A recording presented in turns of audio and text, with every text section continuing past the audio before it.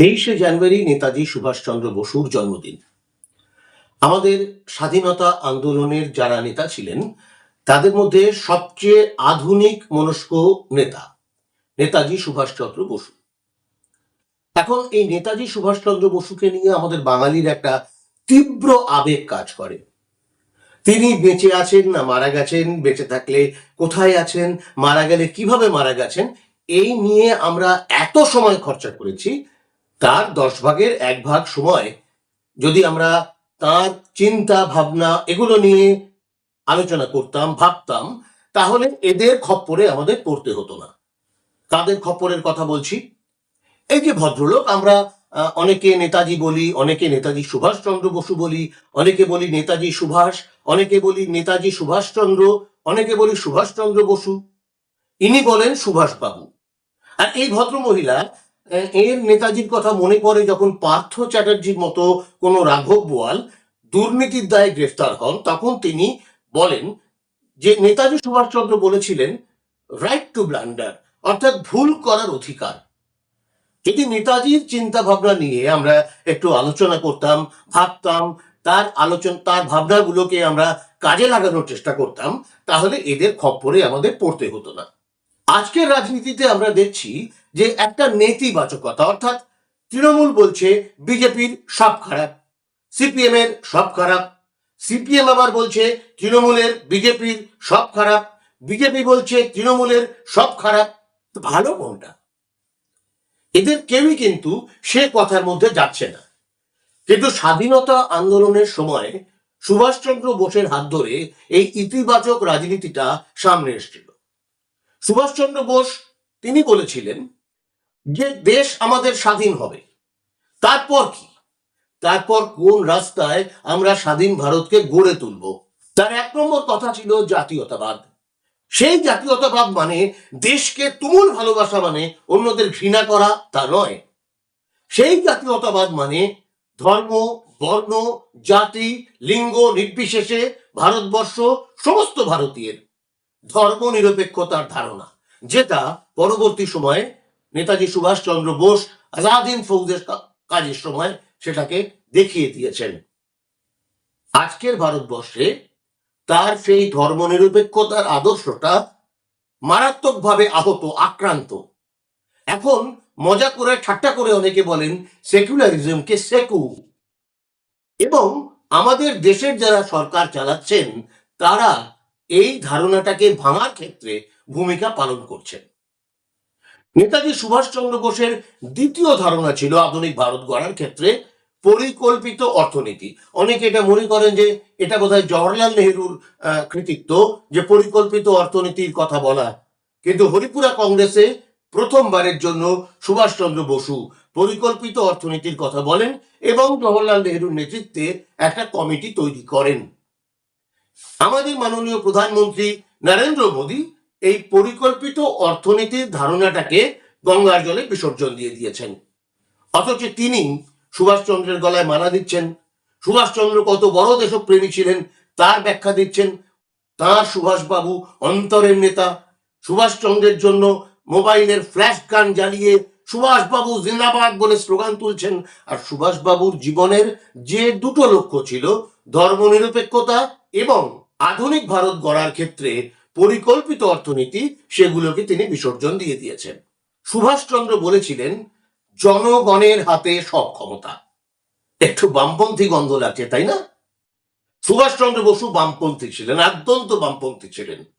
কংগ্রেসের মধ্যে বামপন্থী শিবিরের তিনি ছিলেন নেতা। এরকম ইতিহাস অনেক আছে। সেসব ইতিহাস আমার বন্ধু অধ্যাপক সুদীপ্ত ঘোষ, তিনি একটা ইউটিউব চ্যানেল চালান। সেই ইউটিউব চ্যানেলের লিংক আমি ডেসক্রিপশনে দিয়ে দেবো, যারা উৎসাহী তারা সেগুলো পড়ে দেখতে পারেন। ইতিহাসের অনেক অজানা কাহিনী সেখানে আপনারা পাবেন। সুভাষচন্দ্র বসু বলেছিলেন জনগণের হাতে চাই সব ক্ষমতা। এখন 23শে জানুয়ারি সুভাষচন্দ্র বোসের জন্মদিন পালিত হয়েছে, আর 26শে জানুয়ারি আমাদের দেশের প্রজাতন্ত্র দিবস, অনেকে বলেন সাধারণতন্ত্র দিবস পালিত হয়েছে। তো ৭৮ বছর পর আমাদের দেশের প্রজারা, আমাদের দেশের সাধারণ মানুষ, তারা কি অবস্থায় আছেন সেটা একটু দেখে নেওয়া দরকার। অনেকে নানা কারণে আমাদের দেশের প্রধানমন্ত্রী নরেন্দ্র মোদীকে সমালোচনা করেন, তার নিন্দামন্দ করেন, কিন্তু তার হাত ধরে আমরা একটা দারুণ সুযোগ পেয়েছি। কি সুযোগ? আমাদের টাইম মেশিনের একটা ধারণা আমাদের কাছে আছে। মনে হয় যে আহা, টাইম মেশিনে করে একটু অতীতে যদি যাওয়া যেত, সেই স্কুলের দিনগুলো, কলেজের দিনগুলো, সেই মজার মজার একটা দুষ্টুমির দিনগুলো, সেগুলোতে যদি যাওয়া যেত। মাননীয় প্রধানমন্ত্রীর হাত ধরে আমরা টাইম মেশিনে করে 1922 সালে পৌঁছে গেছি। 1922 সাল মানে তখন আমাদের এখানে ব্রিটিশ রাজ চলছে।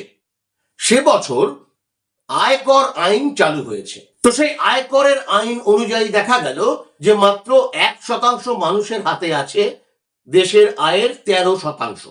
আর 2022-23 সালে দেখা গেল 1% লোকের হাতে আছে 22.6%। অর্থাৎ ব্রিটিশ জমানার থেকেও আমরা ছাপিয়ে গেছি। কিসে ছাপিয়ে গেছি? ধনী গরিবের ফারাকে। সারা দুনিয়ায় যে দেশগুলিতে ধনী গরিবের ফারাক বাড়ছে, ভারতবর্ষ তার সামনের সারিতে। আমাদের এখানে ওপরের 10% মানুষের হাতে জাতীয় আয়ের 58%, আর নিচের 50%-এর হাতে আছে মাত্র 15% আয়। আমি কিছু অর্থনীতির তথ্য দিচ্ছি আপনাদের, যাতে আপনারা বুঝতে পারেন যে আমাদের অর্থনীতিটা কোন জায়গায় দাঁড়িয়ে আছেন। কারণ আমাদের দেশের প্রধানমন্ত্রী, মাননীয় প্রধানমন্ত্রী, তিনি তো উঠতে বসতে বলেন আমাদের দেশের অর্থনীতি পৃথিবীর 4র্থ বৃহত্তম অর্থনীতিতে পরিণত হয়ে গেছে। भारत भी दुनिया की तीसरी सबसे बड़ी अर्थव्यवस्था बनने जा रहा है। এটা তিনি ঠিক বলেন, ভুল কিছু বলেন না। আমাদের দেশ পৃথিবীর 4র্থ বৃহত্তম অর্থনীতিতে পরিণত হয়েছে। কিন্তু কোন দেশ? যে দেশে ওপরের 1% মানুষের হাতে 40.1% সম্পদ, ওপরের 10% মানুষের হাতে 65% সম্পদ, আর নিচের 50%-এর হাতে 6.4% সম্পদ। সম্পদের কেন্দ্রী ভবনে আমেরিকা, ব্রাজিল, সাউথ আফ্রিকা, তাদেরকে আমরা পেছনে ফেলে দিয়েছি। এটা নিশ্চয়ই একটা সাফল্য। এখন এই জিনিসটা, সেটা কিন্তু শুধুমাত্র নরেন্দ্র মোদী তার বিজেপির ব্যাপার না। এটা শুরু হয়েছে আমাদের দেশে 1991 সালে, যখন আমরা উদার অর্থনীতির রাস্তা নিয়েছি। সেই সময় থেকে এরকম ভাবে বৈষম্য বাড়ছে। আমি কিছু তথ্যের মধ্যে আপনাদের নিয়ে যেতে চাইছি, নিশ্চয়ই আপনারা বিরক্ত হবেন না। একটু মন দিয়ে তথ্যটা দেখলে আপনারা বুঝতে পারবেন যে আমাদের অবস্থাটা কিভাবে পাল্টেছে। 1991 সালে উদার অর্থনীতি চালু হয়েছে। ঠিক তার আগের বছর 1990 সালের কথা আমি বলছি। 1990 সালে একেবারে নিচের 50%-এর হাতে ছিল 22.4% জাতীয় আয়। 2022 সালে সেটা কমে হয়েছে 15%। আর ওপরের 1%-এর হাতে ছিল 10.5% জাতীয় আয়, সেটা বেড়ে হয়েছে 22.6%। আমাদের দেশে বিলিয়নিয়ার মানে যাদের সম্পদ 100 কোটি টাকার বেশি, 1991 সালে তার সংখ্যা ছিল 1, 1995 সালে 2, 2000 সালে 9, 2014 সালে 70, যে বছর নরেন্দ্র মোদী আমাদের দেশের প্রধানমন্ত্রী হয়েছেন। 2019 সালে সেটা বেড়ে হয়েছে 138, আর 2025 সালে সেটা বেড়ে হয়েছে 358। এখন আমাদের দেশকে বলা হয় বিলিয়নিয়ার রাজ। একসময় বলা হতো মুঘল সাম্রাজ্য, একসময় বলা হতো ব্রিটিশ সাম্রাজ্য, এখন বলা হচ্ছে বিলিয়নিয়ারদের রাজ। এখন এই যে উদার অর্থনীতি, এটাকে আমাদের দেশের মধ্যবিত্ত মানুষ তারা অনেকে সমর্থন করেন যে এই পথেই উন্নতি হতে হবে। দেখো আমাদের কেমন জৌলুস হয়েছে, আমাদের কেমন শপিং মল তৈরি হয়েছে, আমরা কেমন নতুন নতুন ভোগ্যপণ্য হাতে পাচ্ছি, আমরা কেমন একটা জায়গায় 3টে মোবাইল কিনতে পাচ্ছি, ইত্যাদি ইত্যাদি। তো তাদের কি চেহারা হয়েছে আমি আপনাদের একটু তথ্য দেখাতে চাইছি। 1951 সালে ওপরের 10%-এর হাতে ছিল জাতীয় আয়ের 36.7%। 1990 সালে সেটা কমে হয় 33.5%। তারপরেই আমাদের উদার অর্থনীতির জয়যাত্রা শুরু হয়ে যায় এবং 2022 সালে সেটা বেড়ে হয় 57.7%। মাঝের 40%, যার মধ্যে মধ্যবিত্ত, উচ্চবিত্ত এরা পড়েন, তাদের আয় জাতীয় আয়ের 42.8% ছিল 1951 সালে। 1990 সালে সেটা বেড়ে হয়েছিল 44.1%। উদার অর্থনীতির স্টিম রোলারের চাপে সেটা 2022 সালে কমে হয়েছে 27.3%। ফলে একদম নিচের দিকের লোকেরা না, মধ্যবিত্ত অংশের মানুষও তারা এই উদার অর্থনীতির ধাক্কায় চিৎপাত হয়ে পড়ছেন। সম্পদ ক্রমশ অল্প কিছু লোকের হাতে কুক্ষিগত হয়ে যাচ্ছে এবং এটা আমাদের সভ্যতার ক্ষেত্রে একটা বড় বিপদ তৈরি করে দিচ্ছে। এই যে ওপরতলার 10% মানুষ, এরা যে কার্বন এমিশন হয়, কার্বন নিঃসরণ হয়, তার 77% ঘটান এই ওপরের 10%। যদি কার্বন নিঃসরণ হয় তাহলে কি হবে? তাহলে পরিবেশ দূষিত হচ্ছে, পৃথিবী গরম হয়ে যাচ্ছে, হিমবাহ গলে যাচ্ছে, নদীর জলস্তর বেড়ে যাচ্ছে, নানা রকমের রোগ ভোগ বেড়ে যাচ্ছে। কার দায়িত্ব? ওই যে বললাম 10%, তারা 77% কার্বন নিঃসরণ করেন। কেন করেন? কারণ তাদের লাভের জন্য, লাভটাকে পর্বত প্রমাণ করার জন্য তারা এটা করেন। তাদের কাছে প্রকৃতির ভারসাম্য এগুলো কোনো গুরুত্ব নেই। এখন আমাদের চারপাশে যে রাজনৈতিক দলগুলো আছে, সেই সমস্ত রাজনৈতিক দল এই উদার অর্থনীতির যে মডেল, তাকেই উন্নয়নের মডেল বলে মনে করছে। বিজেপির কথা তো আমি বললাম, কংগ্রেসের কথা বললাম। কংগ্রেস এই উদার অর্থনৈতিক নীতি সেটা আমাদের দেশে নিয়ে এসছে। তৃণমূল কংগ্রেসের কথা ধরুন, তারা গৌতম আদানিকে ডেকে আনছে এখানে দেউচা পাচানি, তারা গৌতম আদানিকে ডেকে আনছে এখানে তাজপুরের বন্দর। আবার সিপিএম এর কেরালা সরকার, তারা ওখানে বন্দর বানাচ্ছে গৌতম আদানিকে দিয়ে। এখানে আমাদের বুদ্ধদেব ভট্টাচার্য, তিনি রতন টাটাকে ডেকে এনে কারখানা তৈরি করতে চেয়েছিলেন। অর্থাৎ উন্নয়নের ক্ষেত্রে তাদের মডেল এক, এবং সেই মডেলের পরিণতি কি, সেই তথ্যগুলো আমি আপনাদের সামনে হাজির করলাম। গোটাটাই দাঁড়িয়ে গেছে মুনাফা সর্বস্ব, ব্যবসা সর্বস্ব একটা অর্থনীতি অল্প কিছু লোকের। এবং এটা রাজনীতিতে কিভাবে প্রতিফলিত হচ্ছে? রাজনীতিতে কোটি কোটি টাকার বিনিয়োগ হচ্ছে। কিরকম? আমাদের দেশে লোকসভা ভোটে 1998 সালে খরচা হয়েছিল 9,000 কোটি টাকা।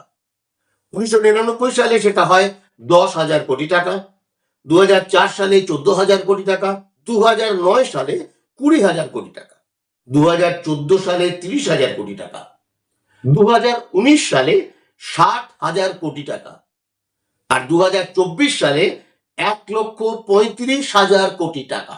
প্রশ্ন হচ্ছে, এত টাকা কে দিচ্ছে? অবশ্য শিল্পপতিরা দিচ্ছে। শিল্পপতিরা বিনিময়ে তার মুনাফা কি করে বাড়ানো যায় তার ব্যবস্থা করবে। আর রাজনৈতিক দলগুলো যারা এই বিপুল পরিমাণে বিনিয়োগ করছে, তারাও তো ফয়দা লুটবে, তাদের পকেট ভরবে। ফলে রাজনীতিতে এই চেহারাটা আমাদের চোখের সামনে যেটা দেখতে পাচ্ছি, সেই চেহারাটা তৈরি হয়েছে। ঠিক এই অবস্থায় গুরুত্বপূর্ণ নেতাজি সুভাষচন্দ্র বসু, তিনি বলেছিলেন জনগণের হাতে চাই সব ক্ষমতা। যারা নেতাজি সুভাষচন্দ্র বসুকে নিয়ে ব্যবসা করেন তাদের কথা ছেড়ে দিন, কিন্তু যারা নেতাজি সুভাষচন্দ্র বসুকে অন্তর থেকে শ্রদ্ধা করেন, বিশ্বাস করেন, ভালোবাসেন, তারাও অনেকে বিশ্বাস করেন না যে জনগণের হাতে সব ক্ষমতা এটা সম্ভব। আমাদের রাজ্যে একটা ছোট্ট উদাহরণ তৈরি হয়েছিল 1977 সালে। সে সময় ভূমি সংস্কারের মাধ্যমে ভূমিহীন এবং প্রান্তিক কৃষকদের জমি দেওয়া হয়েছিল। অপারেশন বর্গার মধ্য দিয়ে বর্গাদারদের নাম নথিভুক্ত করা হয়েছিল। তারা জমির ওপর তাদের যে অধিকার, সেই অধিকারটা ফিরে পেয়েছিলেন এবং একই সঙ্গে 3 স্তরের পঞ্চায়েত ব্যবস্থার মধ্য দিয়ে তাদের হাতে রাজনৈতিক ক্ষমতা গিয়েছিল। এর ফলে পশ্চিম বাংলায় একটা অস্বাভাবিক, অভাবিত পরিবর্তন ঘটে গিয়েছিল। এর নাম জনগণের হাতে সব ক্ষমতা। তাহলে আমাদের সামনে একটা মডেল আছে, সেই মডেলটাকে ধরে আমরা এগোতে চাই। নেতাজি সুভাষচন্দ্র বসু অর্থনীতির উন্নয়নের ক্ষেত্রে দুটো কথা বলেছিলেন। একটা হচ্ছে শিল্পায়ন, আর একটা হচ্ছে ক্ষুদ্র, মাঝারি এবং কুটির শিল্পের উন্নয়ন। এখন বড় শিল্প যেগুলো আছে সেই বড় শিল্পগুলোর ক্ষেত্রে আমরা চেহারাটা তো দেখতে পাচ্ছি, সেই বড় শিল্পগুলোর চরিত্র পাল্টে গেছে। ফলে সেখান থেকে আমাদের যে অনেক প্রাপ্তি ঘটবে তা নয়, বরং আমাদের দেশ তৈরির জন্য ম্যানুফ্যাকচারিং সেক্টরের যতটা এগোনো দরকার সেটা এগোতে পেরেছে। কিন্তু এখন ম্যানুফ্যাকচারিং সেক্টর আর কর্মসংস্থান তৈরি করতে পারবে না। যদি কর্মসংস্থানের প্রশ্ন আসে তাহলে পরে ভিন্ন পথের কথা আমাদের ভাবতে হবে। এখন ম্যানুফ্যাকচারিং সেক্টর, সেই ম্যানুফ্যাকচারিং সেক্টরটা অনেক বেশি প্রযুক্তি কেন্দ্রিক।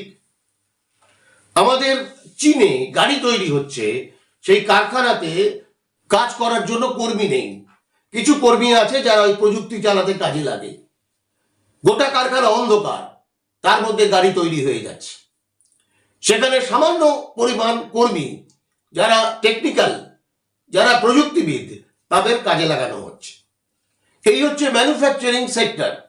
তাহলে আমাদের যদি অবস্থার উন্নতি করতে হয়, এই যে চিত্রটা আমরা দেখেছি যে 1% হাতে কত, নিচের 50% হাতে কত, এই ছবিটাকে যদি পাল্টাতে হয় তাহলে আমাদের কর্মসংস্থানের ব্যবস্থা করতে হবে, আমাদের আয়ের ব্যবস্থা করতে হবে।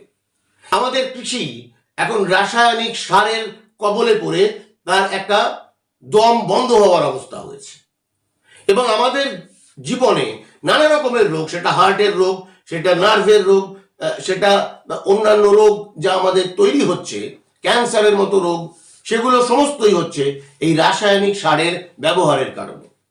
এর পাল্টা আমরা যদি জৈব চাষ চালু করতে পারি, তাহলে জৈব চাষ চালু করতে গেলে যে জিনিসগুলো লাগবে তার জন্য বড় কোম্পানির মুখের দিকে আমাদের তাকিয়ে থাকতে হবে না, এবং তাতে আমাদের রোগ ভোগের পরিমাণও অনেকাংশে কমে যাবে। তাহলে এই রাস্তাটা আমরা ভাবতে পারি, এবং এটা যাতে বড় পুঁজি তার খপ্পর থেকে বাঁচানো যায় তার জন্য 5 জন 7 জন 10 জন কৃষক মিলে একটা সমবায়ের মাধ্যমে আমরা এটা করতে পারি। আমরা ডেয়ারি শিল্প তৈরি করতে পারি, আমরা পোলট্রি শিল্প তৈরি করতে পারি, আমরা বিভিন্ন ছোট ছোট শিল্প, ধরুন ফিনাইল, ধরুন ধূপকাঠি, এই ধরনের শিল্প তৈরি করতে পারি, যাতে করে একটা স্বনির্ভর পরিবার তৈরি হতে পারে। আমাদের গ্রামে গঞ্জে অনেক পুকুর আছে, সেই পুকুরগুলোকে ব্যবহার করে সেখানে হাঁস চাষ, মুরগি চাষ, মাছ চাষ, তার চারপাশে সবজি চাষ, বিভিন্ন ভেষজ গাছের চাষ ইত্যাদি করে আমরা আয় বাড়ানোর ব্যবস্থা করতে পারি। এই আয় বাড়ানোর পরিকল্পনাটা যারা শাসক তারা করবে না, কারণ তাদের কাছে প্রধানতম লক্ষ্য হচ্ছে যারা শিল্পপতি তাদের মুনাফা কি করে বাড়ানো যায়, তাদের প্রতি ভক্তি ঢলঢল হয়ে তারা তাদের পরিকল্পনা তৈরি করছেন। কিন্তু আমরা সাধারণ মানুষ, আমাদের বুকের মধ্যে যদি সুভাষচন্দ্র বসু থেকে থাকেন, তাহলে জনগণের হাতে চাই সব ক্ষমতা, এই স্লোগানকে কেন্দ্র করে আমরা সামনের দিকে তাকাতে পারি। একটা বিকল্প রাজনীতি আমরা তৈরি করতে পারি, যে রাজনীতির কেন্দ্র কথা হচ্ছে প্রতিটি পরিবার হবে স্বনির্ভর পরিবার, আর পরিবেশকে রক্ষা করেই হবে উন্নয়নের কাজ। এই দুটো কথাকে কেন্দ্র করে আসুন না আমরা একটা জায়গায় আসবার চেষ্টা করি। সেটাই নেতাজি সুভাষচন্দ্র বসুকে যথেষ্ট যথার্থ শ্রদ্ধা জানানোর উপায় বলে আমার মনে হয়। আমার কথা সম্পর্কে আপনাদের মতামত সেগুলো অবশ্যই কমেন্ট বক্সে লিখুন। আমার চ্যানেলটা সাবস্ক্রাইব করুন, বেল আইকনটা প্রেস করুন যাতে পরের ভিডিও নোটিফিকেশন পেতে পারেন। ভিডিওটা যদি ভালো লাগে তাহলে একটা লাইক করুন, শেয়ার করুন, এবং অবশ্যই আরেকবার বলছি মন্তব্য করুন। আপনার মতামত সেটা আমার পক্ষে হতে পারে, সেটা আমার বিপক্ষে হতে পারে, মনে হতে পারে পাগলের প্রলাপ বলছে লোকটা, সেটাই লিখুন নিচের কমেন্ট বক্সে, অনুগ্রহ করে লিখুন। আজ এই পর্যন্ত, ধন্যবাদ।